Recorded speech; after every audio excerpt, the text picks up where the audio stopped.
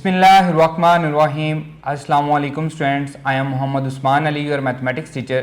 Students, previous lecture में हम graph बनाना सीखते रहे हैं। उसमें हमने एक्सपोनेंशियल फंक्शन के ग्राफ को पढ़ा, हमने लॉगरिथमिक फंक्शन के ग्राफ को पढ़ा, हमने पैरामीट्रिक फंक्शंस के ग्राफ को पढ़ा। आज के लेक्चर में हम फंक्शन पढ़ेंगे जिसमें हमारे पास पीस वाइज फंक्शंस हैं और इसके अलावा हमारे पास ट्रिग्नोमेट्रिक फंक्शंस हैं, उनके हम ग्राफ्स को डिस्कस करेंगे। आइए स्टार्ट करते हैं जी स्टूडेंट्स। एक्सरसाइज 1.5 हम पढ़ रहे थे। एक्सरसाइज 1.5 में क्वेश्चन नंबर 1 हम इसका कर चुके हैं, क्वेश्चन नंबर 2 भी हम इसका कर चुके हैं जिसमें हमने पैरामीट्रिक फंक्शंस के ग्राफ बनाए थे। आज हम इसका क्वेश्चन नंबर 3 करेंगे जिसमें हम पीस वाइज फंक्शन के ग्राफ को डिस्कस करेंगे। Exercise 1.5 problem number 3। इसका पार्ट नंबर 1 है जी।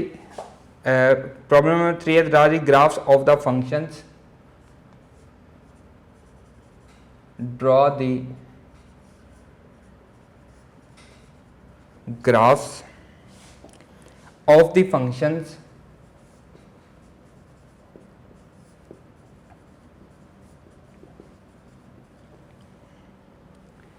defined below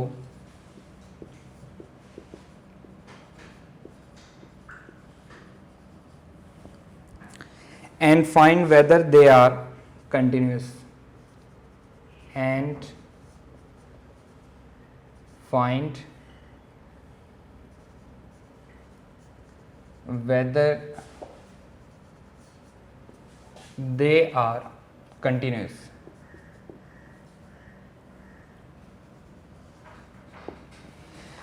हमने एक तो इसका ग्राफ ड्रॉ करना है और ये भी चेक करना है कि ये फंक्शन जो है ये कंटिन्यूस है या नहीं है। इसका फर्स्ट पार्ट देखें, y इक्वल्स टू, आप दोनों तरह से लिख सकते हैं जैसा बुक में लिखा हुआ है वैसे भी, और ये वाली ब्रैकेट भी लगा सकते हैं। If x is less than 3, 2x plus 1, if x is greater than equals to 3। हम लोग एक्सरसाइज 1.4 में कंटिन्यूस फंक्शन को डिस्कस करके आए हैं कि फंक्शन कब कंटिन्यूस होता है, जब वो 3 कंडीशंस को सेटिस्फाई करता है। पहली कंडीशन क्या थी, एफ ऑफ सी उस पॉइंट पे वो डिफाइन हो, नंबर 2 उसकी लिमिट एग्जिस्ट करती हो, और नंबर 3 एफ ऑफ सी का जो आंसर है वो लिमिटिंग वैल्यू के आंसर के इक्वल होना चाहिए।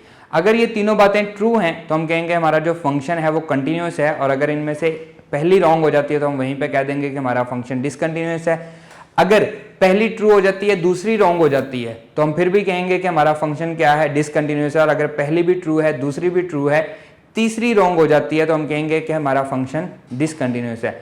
वो कब कंटिन्यूस होगा, जब वो तीनों दफा ट्रू होगा, पहली कंडीशन भी ट्रू, दूसरी कंडीशन भी ट्रू, तीसरी कंडीशन भी ट्रू, तो हम कहेंगे फंक्शन हमारा क्या है, कंटिन्यूस है। अब यहाँ पे हम x की वैल्यूज ले लेते हैं जी। इसमें हमारे पास डोमेन क्या है जी, इसमें डोमेन है 3 से लेस देन भी है, 3 के इक्वल भी है, 3 से ग्रेटर देन भी है। तो अगर हम इसकी डोमेन लिख लें तो माइनस इन्फिनिटी से प्लस इन्फिनिटी तक सारी की सारी वैल्यूज इसमें शामिल हैं। डोमेन है हमारे पास माइनस इन्फिनिटी से प्लस इन्फिनिटी तक। एक हमारे पास फंक्शन है जी y equals to x minus 1, और दूसरा फंक्शन है y equals to 2x plus 1। तो मैं यहाँ पे 3 से छोटी कुछ वैल्यूज ले लेता हूँ, फिर 3 और 3 से बड़ी कुछ वैल्यूज ले लेता हूँ ताकि हम इसको इजीली सिंप्लीफाई कर सकें। देखें जी, हम यहाँ पे ले लेते हैं जी -2, -1, 0, 1, 2, 3, फिर 3 से बड़ी ले लेते हैं 4, 5, 6।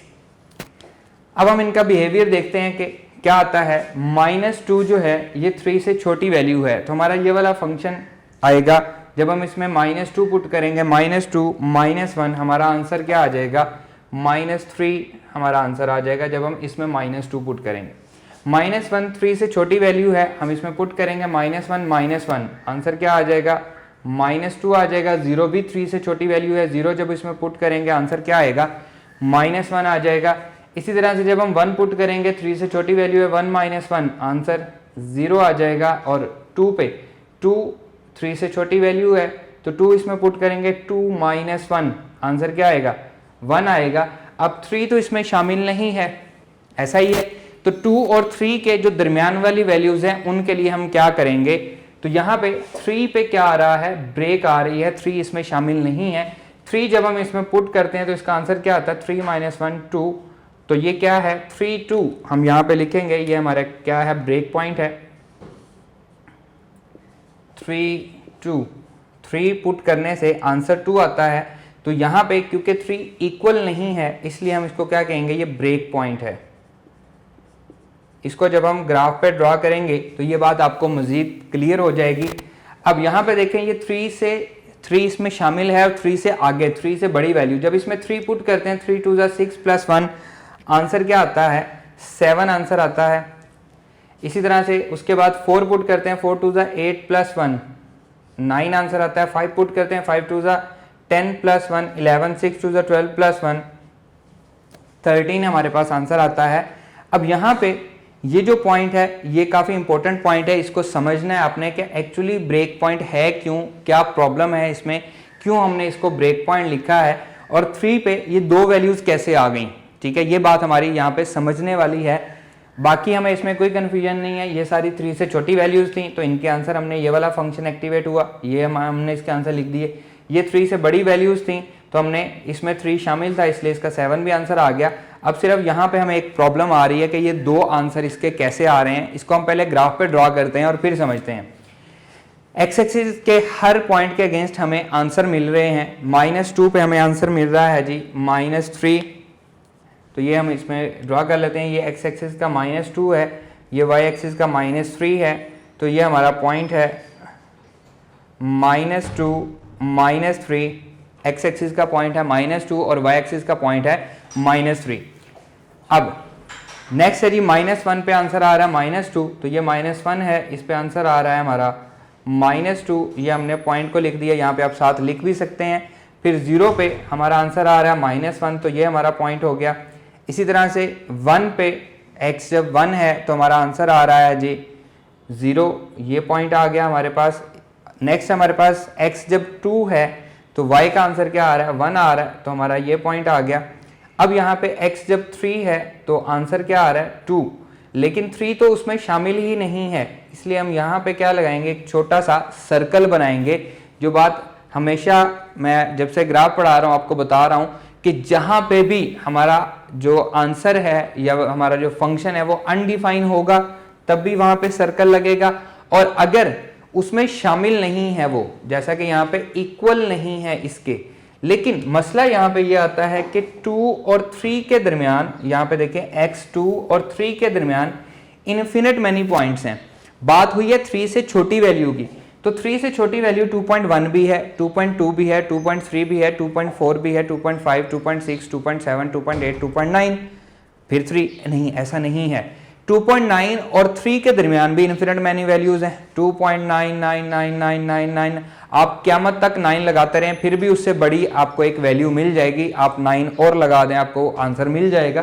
तो 2 और 3 के दरमियान इन्फिनिट मैनी वैल्यूज हैं, इसलिए यहाँ पे मैं 3 को स्किप नहीं कर सकता। मैं ऐसा नहीं कर सकता कि 2 तक लिखूं और 2 के बाद वाली जो 3 से छोटी वैल्यूज हैं उनको इग्नोर कर दूं, ऐसा पॉसिबल नहीं है क्योंकि 3 उसमें शामिल नहीं है। हम 3 तक एग्जैक्टली नहीं पहुंच सकते, तो हम उसको अप्रोच तो कर सकते हैं, जैसा कि हम लिमिट में पढ़ के आए हैं। लिमिट का यही कॉन्सेप्ट था कि अगर हम किसी चीज़ पे पहुंच नहीं सकते, किसी चीज़ को अचीव नहीं कर सकते, तो हम उसको अप्रोच करने की कोशिश कर लेते हैं। तो हम 3 को जब अप्रोच करते हैं तो 3 के करीब 3 वैल्यू भी इसमें आएगी, लेकिन 3 नहीं आएगा। इसलिए मैंने यहाँ पे 3 के लिए ये 2 लगाया है, लेकिन एक्चुअली ये 2 इसमें शामिल नहीं है, ये बात याद रखनी है। 3 पे इसका आंसर 7 ही आएगा। 3 पे इसका एक ही आंसर है जो कि क्या है, 7 है। ये 2 इसमें शामिल नहीं है, इसलिए मैंने यहाँ पे साथ मेंशन किया है कि 3 2 इसका क्या है, ब्रेक पॉइंट है। क्लियर? तो ये हमारे पास एक लाइन बन जाएगी, इसको हम ड्रॉ कर लेते हैं। इन पॉइंट्स को हम आपस में मिला देंगे, ये हमारे पास एक स्ट्रेट लाइन बन जाएगी क्योंकि माइनस इन्फिनिटी तक जा रही है। तो ये मैंने यहाँ पे इस लाइन को डॉट्स को आपस में मिला दिया। अब देखें नेक्स्ट हम कर 3 से बड़े, 3 और 3 से बड़े। 3 पे इसका आंसर क्या आ रहा है, 7 आंसर आ रहा है, तो ये आ जाएगा जी 3 पे। अब हम सॉलिड डॉट लगाएंगे क्योंकि 7 आंसर आ रहा है। 4 पे इसका आंसर 9 आ रहा है, ये 4 एंड ये हमारे पास पॉइंट आ गया है, बाकी 11, 13 तो ये हमारे पास इसका ग्राफ बनेगा जी।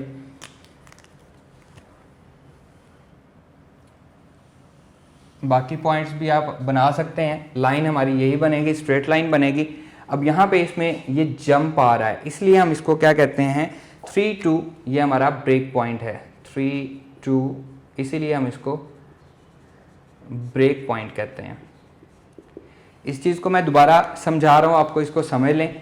थोड़ा सा इसमें डिफरेंस है, पहले वाले ग्राफ हमारे लिए बनाने आसान थे, उसमें कोई कन्फ्यूजन नहीं थी, इसलिए हमने उनको इजीली ड्रॉ कर लिया। लेकिन यहाँ पे एक छोटी सी प्रॉब्लम आ रही है, वो क्या है, वो ब्रेक पॉइंट की प्रॉब्लम है।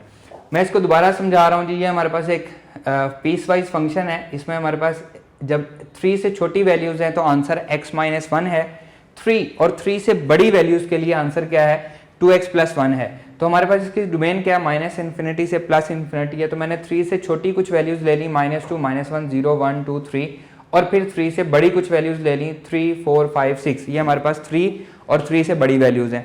जब 3 से छोटी वैल्यूज़ के लिए हमने इसको चेक किया तो हमारे पास ये वाला फंक्शन आया, इसमें हम वैल्यूज़ पुट करते रहे और हमारे पास आंसर आते रहे।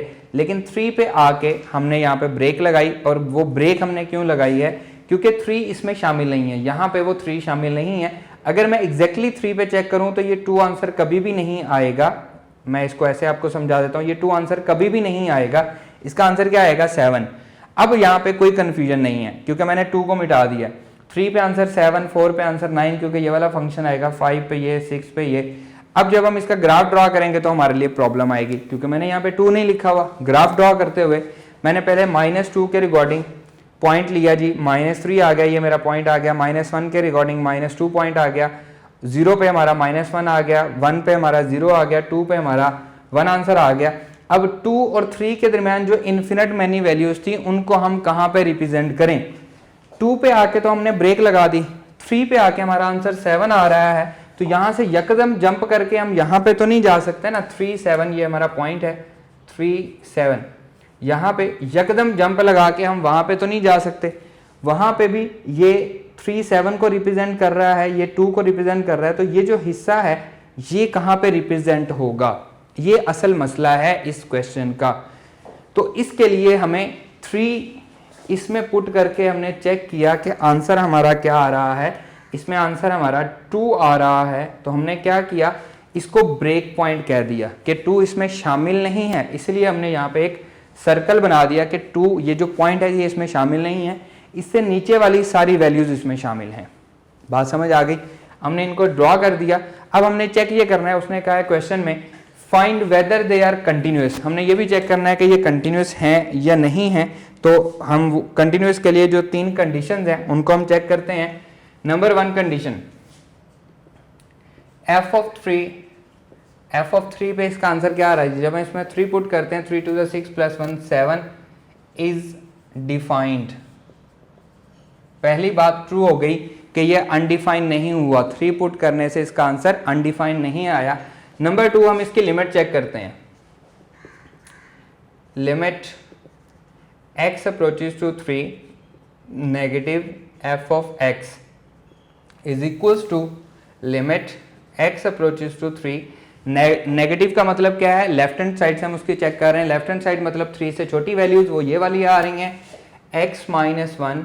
इसमें जब हम लिमिट पुट करेंगे तो 3-1 आंसर क्या आ रहा है 2 आ रहा है। इसी तरह अब हम राइट हैंड लिमिट चेक करेंगे। लिमिट x अप्रोचेस टू 3, ऊपर पॉजिटिव का साइन, f ऑफ x मतलब 3 से बड़ी values, limit x approaches to 3, positive का साइन, 3 से बड़ी वैल्यूज ये वाली हैं।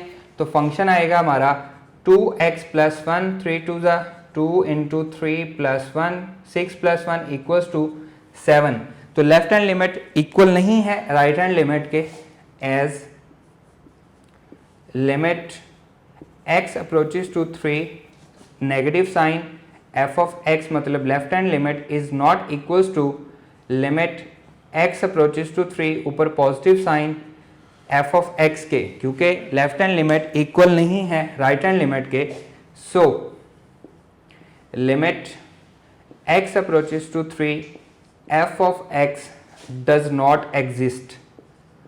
दूसरा पॉइंट हमारा गलत हो गया, पहला पॉइंट हमारा ट्रू था लेकिन दूसरा पॉइंट गलत हो गया, इसकी लिमिट एग्जिस्ट नहीं करती।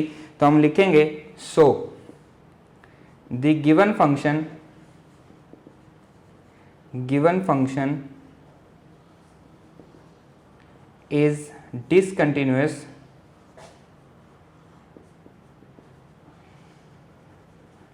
at x equals to 3। जो हमारा गिवन फंक्शन है वो x इज इक्वल्स टू 3 पे डिसकंटिन्यूस है। क्लियर? इसको हम ग्राफ में भी चेक कर सकते हैं। देखें इस ग्राफ में f ऑफ 3 पे ये हमारा आंसर आ रहा है जी, ये डिफाइन है। इसको अगर हम डॉटेड लाइन से रिप्रेजेंट कर लें तो ये हमारे पास 3 पे इसका आंसर आ रहा है जी। देखें 7 है, ये डिफाइंड है, पहली बार ट्रू होगी। जब हम इसको लेफ्ट हैंड से अप्रोच करते हैं तो ये छोटी वैल्यू से हम इसको अप्रोच करेंगे, ये हमारे पास लेफ्ट हैंड है, हम इससे अप्रोच करते हैं तो ये कहाँ पे जा रहा है, ये 2 को अप्रोच कर रहा है। 2 एग्जैक्टली इसका आंसर नहीं आ रहा, ये 2 को अप्रोच कर रहा है। और जब हम राइट हैंड साइड से इसको अप्रोच करते हैं तो ये किसको अप्रोच कर रहा है, ये 7 को अप्रोच कर रहा है। तो यहाँ पे लेफ्ट हैंड साइड से ये 2 को अप्रोच कर रहा है, राइट हैंड साइड से ये 7 को अप्रोच कर रहा है। तो क्या हो गया, ये लिमिट इसकी इक्वल नहीं है, left hand limit not equals to right hand limit है। तो डायरेक्टली ग्राफ से भी हमें ये बात नजर आ रही है कि हमारा जो फंक्शन है वो क्या है, डिसकंटिन्यूअस है। Clear students? उम्मीद करता हूँ ये सवाल आपको समझ में आया होगा। इसका जो थर्ड पार्ट है वो भी सेम इसी तरह से है। आपके पास पीस वाइज फंक्शन है, आपने उसको चेक करना है, आप उसका ग्राफ बनाएंगे। उसमें भी मेन पॉइंट क्या है, आपको ब्रेक पॉइंट का पता होना चाहिए। ब्रेक पॉइंट कब आएगा वो मैं बार बार आपको रिपीट कर चुका हूं कि ब्रेक पॉइंट है क्या। तो उसका हम ग्राफ ड्रा करेंगे और उसे भी हम चेक करेंगे कि वो फंक्शन हमारा कंटिन्यूअस है या नहीं है। क्लियर? हम इसके सेकंड पार्ट पे मूव करते हैं। आइए जी स्टूडेंट्स, नेक्स्ट है इसका second part, y is equals to x square minus 4 divided by x minus 2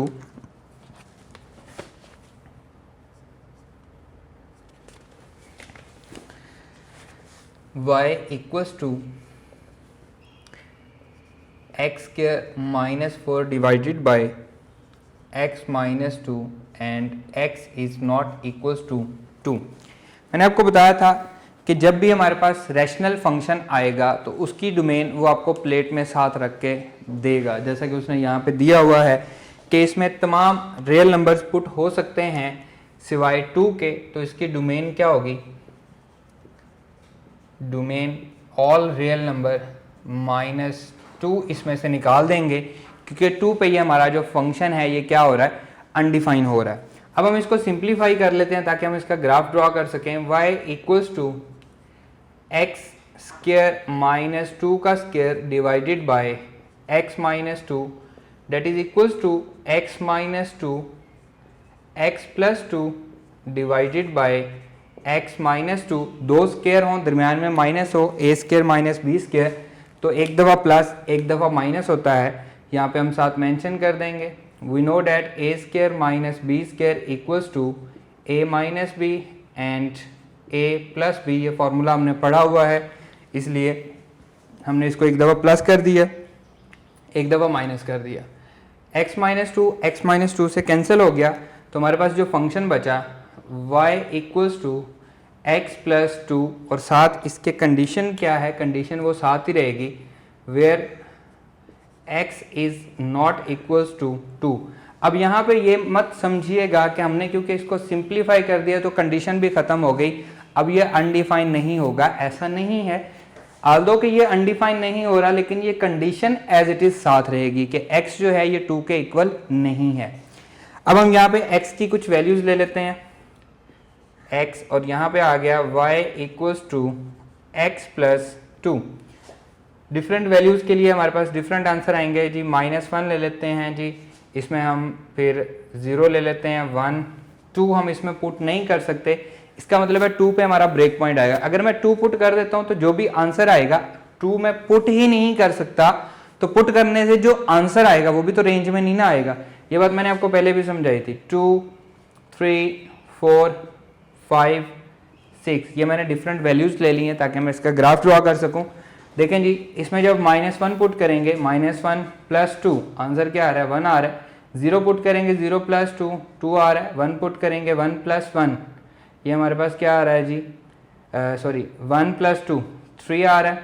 2 put करें, 2 प्लस 2, 4 आ रहा है, लेकिन 2 तो हमें गिवन दिया गया है कि हम पुट ही नहीं कर सकते। तो इसका मतलब है कि 2 4 ये हमारे पास क्या आ रहा है, ब्रेक पॉइंट आ रहा है। 2 4 इज ब्रेक पॉइंट। हम इसमें 2 पुट नहीं कर सकते, तो 2 पुट करने से जो आंसर आ रहा है वो भी रेंज में नहीं आएगा। 3 पुट करते हैं, 3 + 2 आंसर क्या आएगा, 5 आ जाएगा। 4 पुट करेंगे, 4 + 2 6 आ जाएगा। 5 + 2 7 आ जाएगा। 6 + 2 8 आ जाएगा।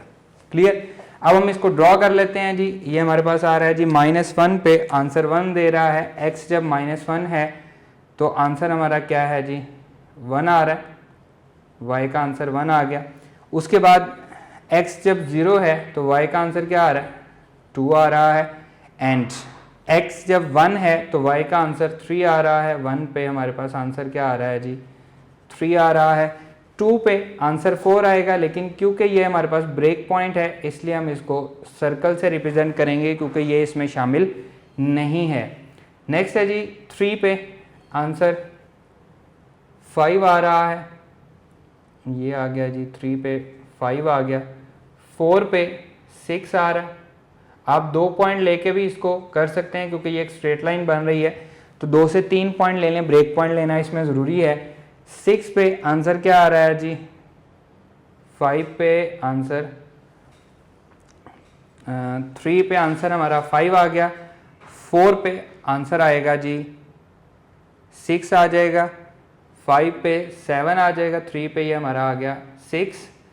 5 पे आ जाएगा 7 एंड अप टू सो। इस तरह आप बाकी भी ड्रॉ कर सकते हैं, क्योंकि ये एक स्ट्रेट लाइन बन रही है, मैं बाकी पॉइंट्स नहीं ड्रॉ कर रहा। तो ये आ जाएगा जी अप टू सोन, ये मूव करता जाएगा एंड इसी तरह से अप टू सोन ये हमारे पास लाइन मूव करती जाएगी, क्योंकि हमारे पास इसकी डोमेन क्या है, -∞ से +∞ है। ऑल रियल नंबर है एक्सेप्ट 2 के, तो उस 2 पे ये हमारा ब्रेक पॉइंट है। यहाँ पे देखिए हमने एक सर्कल बनाया हुआ है छोटा सा, तो ये हम लिखते हैं जी 2 4 is break point. Clear students, ये इसका सिंपल सा ग्राफ था। अब हमने चेक करना है कि हमारा जो फंक्शन है वो कंटिन्यूस है या नहीं है। तो इसमें फर्स्ट पॉइंट क्या है जी, जो हम चेक करते हैं, फर्स्ट पॉइंट है हमारा f(2), क्योंकि हम इसको 2 पे चेक कर रहे हैं। फॉर कंटिन्यूटी f(2), इसका आंसर क्या आ रहा है जी, 2 जब हम इसमें पुट करते हैं तो वो अनडिफाइन हो रहा है, is not defined, is not defined. पहली बात ही हमारी गलत हो गई। So given function is discontinuous at x is equals to 2। So given function is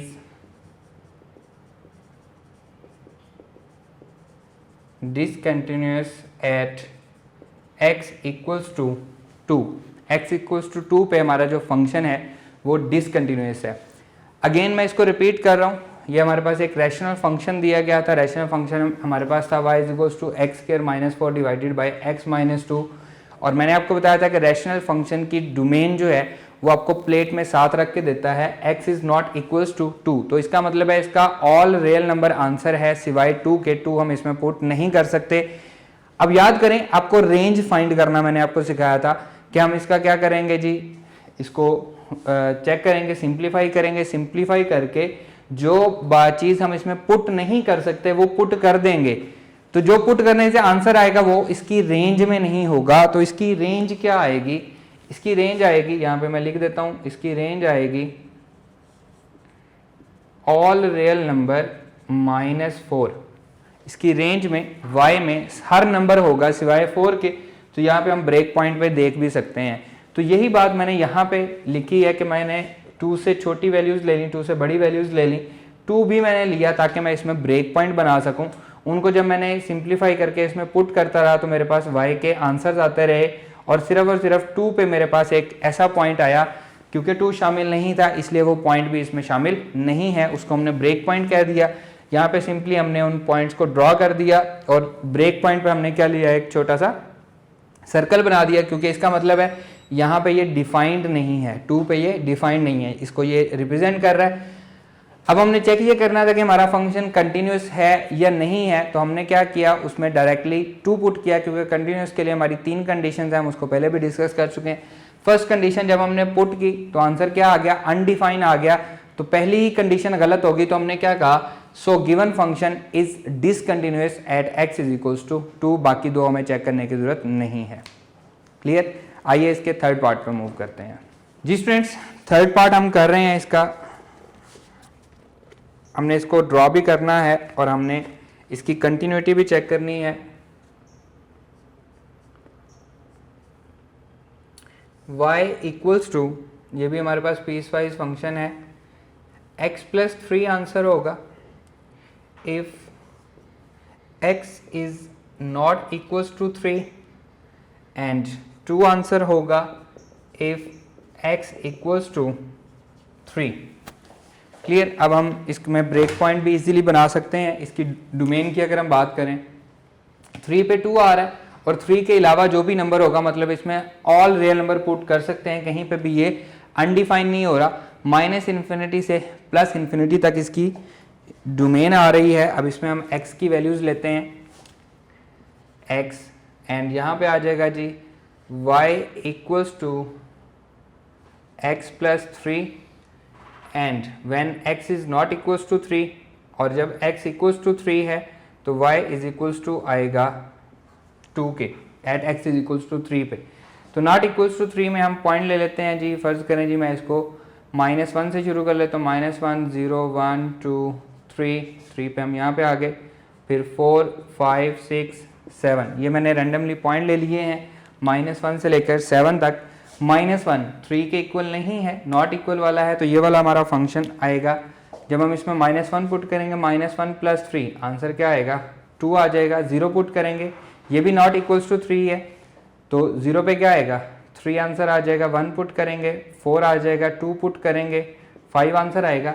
equals to 3 पे आंसर क्या आएगा, 2 आ जाएगा, तो यहाँ पे ये आंसर आएगा हमारा। इसी तरह से जब हम 5 पुट करेंगे तो ये आ जाएगा, नॉट इक्वल्स टू 3 वाला है, तो 5 प्लस 3 8 4 प्लस 3 7 आंसर आ जाएगा 4 पे। 5 पुट करेंगे तो 8 आंसर आ जाएगा 6 पे, 6 प्लस 3 9 आंसर आएगा, 7 प्लस 3 हमारा आंसर क्या आ जाएगा, 10 आ जाएगा। क्लियर।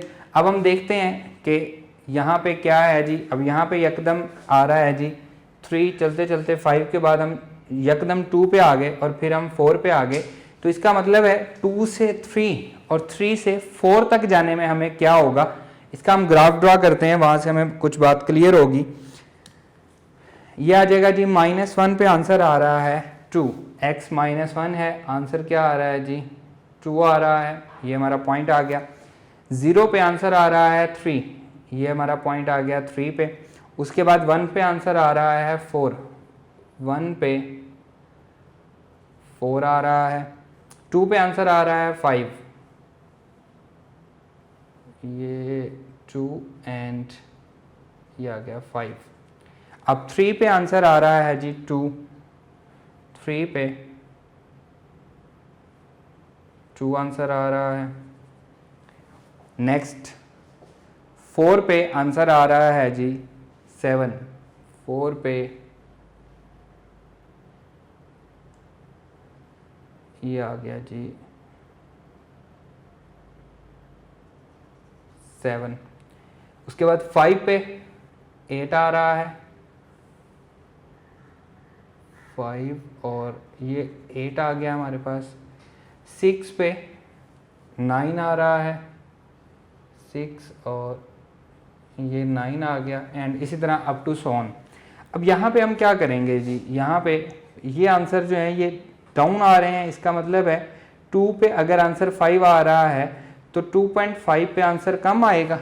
इसमें चेक करते हैं 2.5 पे क्या है जी, 2.5 पे जब हम इसमें 2.5 पुट करेंगे तो 3 प्लस 2.5 5.5 आंसर आ रहा है, जो कि यहाँ पे इसके ऊपर है। तो ऐसा तो नहीं है हम ये ग्राफ ऐसे लेके आए फिर हम डाउन आ जाएं, फिर हम यहाँ पे आ जाएं और फिर हम सीधे चले जाएं, ऐसा तो नहीं हो सकता। तो इसका मतलब है अगर मैं 3 इसमें पुट करूँ, यहाँ पे पुट करूँ, तो 3 प्लस 3 क्या आंसर आता है जी, 6 आंसर आता है। अगर मैं यहाँ पे पुट करूँ, आल्दो उसने लिखा हुआ है कि ये इसके इक्वल नहीं है, लेकिन 3, 6 जो है ये क्या है, इसका ब्रेक पॉइंट है। 3, 6 इसका क्या है, ब्रेक पॉइंट है। और यहाँ पे हम एक 3 पे जो 6 आ रहा है, यहाँ पे हम क्या करेंगे, एक सर्कल ड्रॉ करेंगे। क्लियर? ये बात इसमें जो इम्पोर्टेंट है, प्रीवियस 2 क्वेश्चन में भी मैंने आपको बताई है कि ब्रेक पॉइंट ढूंढना इसमें सबसे इम्पोर्टेंट है। अगर आप ब्रेक पॉइंट को सही से लिख लेते हैं, समझ लेते हैं, तो आपके लिए ग्राफ इजी हो जाएगा। तो 3 पे हमारा आंसर 6 आ रहा है, जो कि इसमें शामिल नहीं है, इसलिए हमने वहाँ पे क्या लगाया, एक सर्कल लगा दिया। अब 2.5 पे देखें, 5.5 ही आंसर आएगा। 2 और 3 के दरमियान जितने भी वैल्यूज़ हैं उनमें हमारे पास आंसर वही आ रहे हैं। इसी तरह 3 और 4 के दरमियान जो भी आंसर्स हैं वहाँ पे भी हमारे पास आंसर मिल रहे हैं। अब हमारा ग्राफ जो है वो गलत नहीं होगा, इसको हम मिला देते हैं जी स्ट्रेट लाइन से।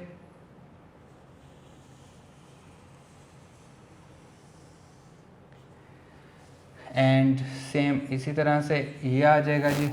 और ये हमारे पास 3,6 ये क्या है, ब्रेक पॉइंट है। क्लियर? और ये क्या है, 3, 2 व्हेन 3 के इक्वल है फंक्शन, तो आंसर क्या आ रहा है, 2 आ रहा है। इसका मतलब है ये 3 पे डिफाइंड भी है, ऐसा नहीं है कि हम कहें ये 3 पे अनडिफाइंड है, ये 3 पे डिफाइंड भी है। अब हमने चेक करना है कि हमारे पास ये कंटिन्यूस है या नहीं है। ये सिर्फ एक पॉइंट है और यहाँ पे कुछ नहीं है, क्योंकि इसमें कोई भी हमें वेरिएबल नहीं दिया गया। हमने कंटिन्यूटी चेक करनी है। कंटिन्यूटी के लिए हम तीनों पॉइंट्स को चेक करेंगे जी। नंबर 1, f ऑफ 3, आंसर क्या आ रहा है जी, 2 आ रहा है, इज डिफाइंड। f ऑफ 3 क्या है, डिफाइंड है। उसके बाद हम इसकी लिमिट चेक करेंगे। अगर लेस देन होता तो हम इसकी लेफ्ट हैंड लिमिट और राइट हैंड लिमिट भी चेक करते। एक्सरसाइज 1.4 का लास्ट क्वेश्चन देखें, वो भी इसी तरह से था, तो हमने डायरेक्ट उसकी लिमिट चेक की थी। Number 2, limit x approaches to 3 f of x, जब x 3 को अप्रोच कर रहा है, एट 3 नहीं है, जब x 3 को अप्रोच कर रहा है तो हमारे पास फंक्शन क्या आएगा, x approaches to 3, x plus 3 आ जाएगा, that is equal to 3 plus 3। Answer क्या आ रहा है, ये 6 को अप्रोच कर जाएगा। So limit x approaches to 3 f of x exist, limit हमारी क्या कर रही है, एग्जिस्ट कर रही है।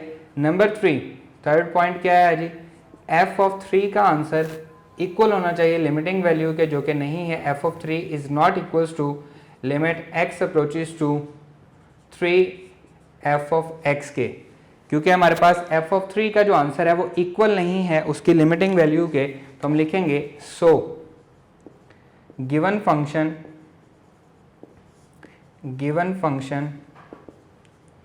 इज discontinuous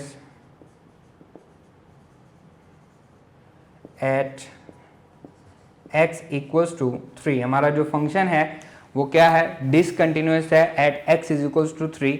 अगर आपको याद हो, जब मैंने आपको कंटिन्यूस और डिसकंटिन्यूस फंक्शन पढ़ाए थे, तो फर्स्ट लेक्चर जो हमने कंटिन्यूस का किया था, उसमें मैंने आपको डिफरेंट ग्राफ्स बना के दिखाए थे और उसमें हमने ये सारे पॉइंट डिस्कस किए थे। पहले ग्राफ में मैंने आपको वो बात बताई थी कि जिसमें हमारा फंक्शन डिफाइंड नहीं होगा, तो जो हमने प्रीवियस क्वेश्चन किया वो हमने देखा कि उसमें हमारा फंक्शन डिफाइंड नहीं है। दूसरा ग्राफ में लिमिट एग्जिस्ट नहीं की थी, तो जो इसका फर्स्ट पार्ट हमने किया उसमें लिमिट एग्जिस्ट नहीं कर रही। और अब थर्ड पार्ट में हमारे पास पहली 2 कंडीशन ट्रू हैं, थर्ड कंडीशन ट्रू नहीं है। तो ये तीनों केस हम ऑलरेडी पहले भी डिस्कस कर चुके हैं, उसमें जस्ट हमने डायरेक्टली इनको डिस्कस किया था। अब यहाँ पे हमने प्रॉपरली फंक्शन के साथ इसको ड्रॉ करके डिस्कस किया। पहले जस्ट मैंने आपको ग्राफ बना के दिखाए थे और कुछ भी नहीं था, रैंडमली मैंने डिफरेंट ग्राफ्स बनाए थे। अब यहाँ पे हमारे पास प्रॉपर फंक्शंस मौजूद हैं जिसमें ये तीनों बातें ट्रू हो रही हैं। पहली बात कि पहला f of c not defined, वो ग्राफ भी हमने देखा। फिर लिमिट एग्जिस्ट नहीं कर रही, left hand limit not equals to right hand limit, वो ग्राफ भी हमने देखा। और थर्ड कंडीशन क्या थी कि limiting value is not equals to f of c वाली वैल्यू के, तो ये भी हमारे पास ट्रू हो गया। ये हमारे पास थर्ड कंडीशन थी। और ये तीनों ग्राफ वही वाले हैं जो हम पहले डिस्कस कर चुके हैं इनको, लेकिन वो रैंडमली किए थे, यहाँ पे हमने प्रॉपरली फंक्शन के साथ किए हैं। क्लियर? अब हम मूव करते हैं इसके पार्ट नंबर 4 पे। आइए जी स्टूडेंट्स, इसका फोर्थ पार्ट है y इज इक्वल्स टू